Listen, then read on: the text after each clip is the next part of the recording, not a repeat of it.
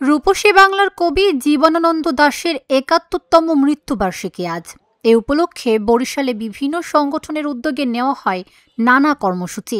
বুধবার সকাল ৯:৩০টায় কবির পৈতৃক ভিটায় নির্মিত কবি জীবনানন্দ দাশ স্মৃতি মিলনায়তন ও পাঠাগারে স্থাপিত কবির মুরালে ফুল দিয়ে শ্রদ্ধা জানান কবিপ্রেমীরা। পরে মিলনায়তনে বরিশাল কবিতা পরিষদ ও প্রগতি লেখক সংঘের উদ্যোগে কবি আড্ডা ও সঙ্গীত পরিবেশন করা হয়।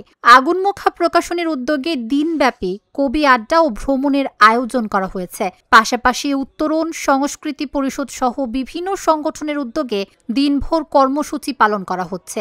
আয়োজকরা জানান, কবির চিন্তা চেতনা সকলের মাঝে ছড়িয়ে দিতেই তাদের এই প্রয়াস। হিসেবে যদি আমরা মানুষের আত্মিক দিকে তাকাই, সমগ্র পৃথিবীতে তিনি নির্জনতার যে আত্মার আলো এখানে আবির্ভাব হয়েছিল, সেটা সমগ্র পৃথিবীর মানুষের সে নির্জন পবিত্রতার স্পর্শ পাক, সেটাই কাম্য আমাদের। বাংলার কবি জীবনানন্দ দাশ বাংলাদেশকে যেভাবে রূপসী দেখতে চেয়েছেন, আমাদের পরবর্তী প্রজন্ম সেই রূপসী বাংলাদেশ তুলে ধরার এবং সেই বাংলাদেশকে গঠন করার জন্য যে কার্যক্রম, সেগুলো যেন আমরা সামনের দিকে চালিয়ে যাই, এই হচ্ছে আমাদের প্রত্যাশা। রূপসী বাংলা কাব্যগ্রন্থে যে প্রকৃতির যে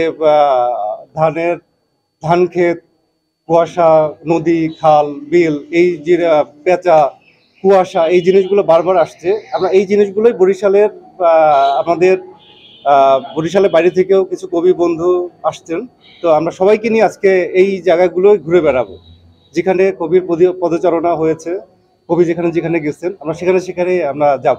এটাই হচ্ছে আমাদের মূল উদ্দেশ্য।